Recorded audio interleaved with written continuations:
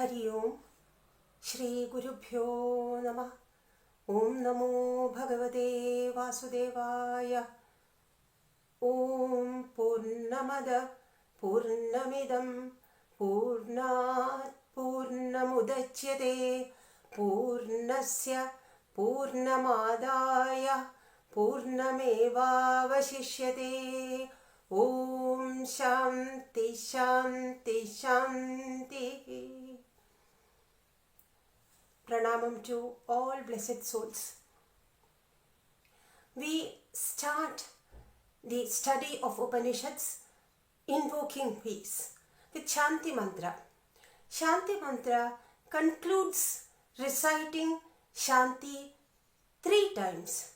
Shanti, Shanti, Shanti.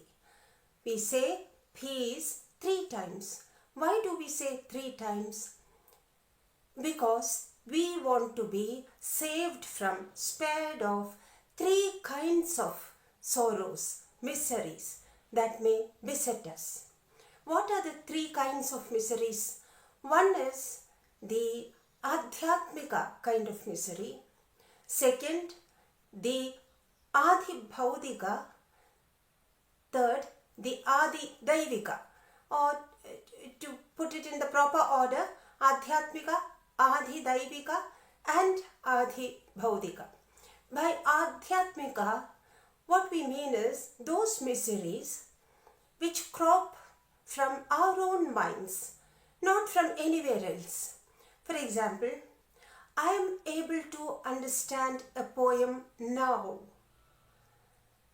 but I really do not know whether after 10 years from now I will be able to do this, because I do not know whether my brain will function as it does now. This anxiety, this misery is expected as well as real, is adhyatmika. It comes from one's own mind. Adidaivika is the kind of miseries which we attribute to supernatural powers. It comes from God. A large tract of land is devastated by floods. A large number of people die because of a pandemic. We feel that it is nature's way of correcting us. It is God's way of dealing with us. It comes from God. It is the corrective measure of God. That is adhidaivika. And adhibhaudika means those things which we fear, those fears which we have from the conglomeration of elements, bhutas. A snake coming to bite us. A snake is actually a conglomeration of the 5 elements. A robber coming to attack us. A thief taking away our things. A wild boar coming to attack us. Anything of that matter, where we attribute it to the elements around us. We can pinpoint what it is. These are the 3 kinds of miseries from which we want to be spared. That is why we say peace 3 times. We want peace not only for our own sake, for our life's sake, also because if those continue to trouble us, then probably our study of the Upanishad, the study of the scriptures would be affected. So we want peace, enough peace, so that we can continue our studies of spiritual matters, our spiritual pursuits without any obstacles. We want to be pursuing our studies in an unhampered way. That is why we say peace thrice. Isavasyopanishad starts with a mantra which starts with the word, the expression Isavasyamidam. Isavasyamidam sarvam yatkincha jagatyam jagat tena tyaktena bhunjidha magritha kasyasvidhanam. The Upanishad has taken its name from the first word, Isavasyam. Isavasyopanishad. Sometimes we call it Ishopanishad also. Isavasyam idam sarvam. Idam sarvam. This. Idam means this. Idam sarvam. All this. All this is enwrapped by God. All this is swathed in God.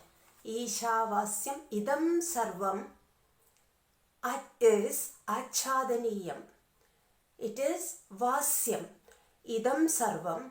All this has to be enwrapped by whom? By God.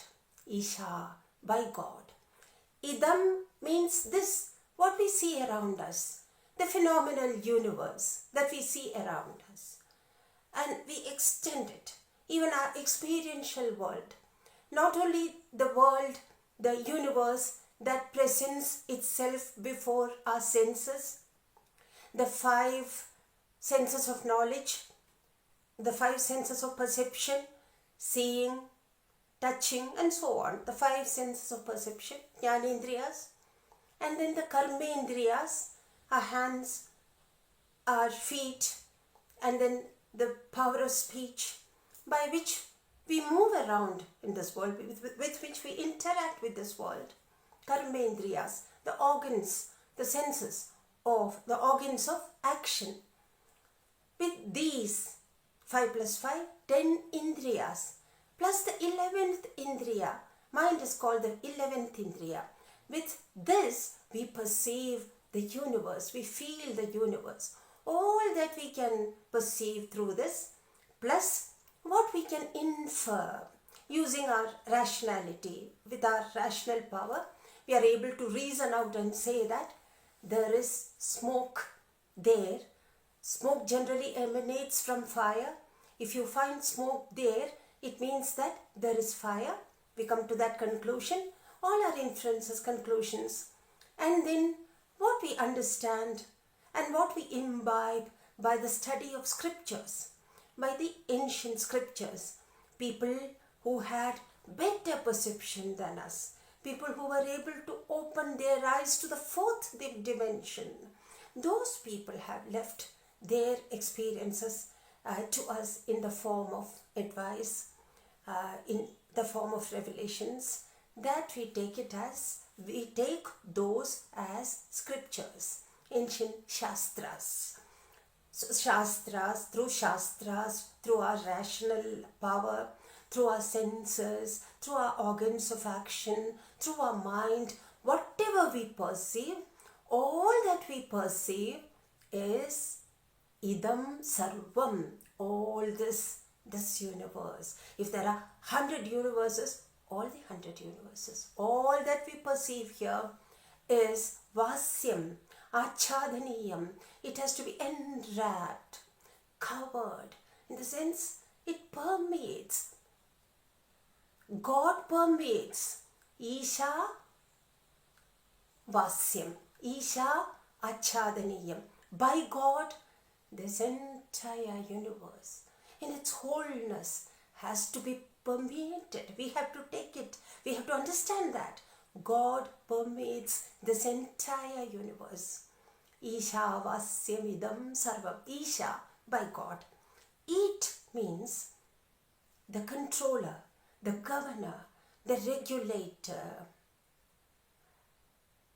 By it, Isha. Isha is the 3rd declension. After the nominative and the accusative, the 3rd declension is instrumental. By God, by it, Isha. Isha vasyamidam sarvam. We have to understand that the entire universe is permeated by God. The example given by Sri Shankaracharya is that of a block of sandalwood, a piece of sandalwood.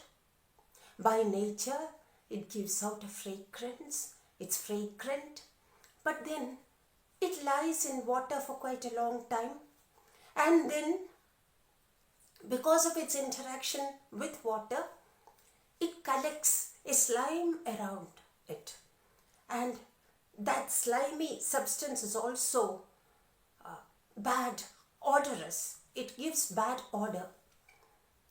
And looking at it, normally a person would feel that this block of wood emanates bad odor. But then a person who knows better than we do, he tells us that it is actually fragrant in nature. It's difficult for us to understand it, but then we believe what he says. He is a person who speaks only truth. We have, from our experience, we know that he doesn't say anything which is wrong, so we have faith in him. So we decide to find out the truth. We take that piece of wood in our hand and then clean it, rub it nicely. After cleaning, when you rub it, then the fragrance comes out. The fragrance permeates the piece of wood, the piece of sandalwood. It enwraps the piece of sandalwood. It's full of that. It is nothing but that. Like that, this world is enwrapped. It is sweet.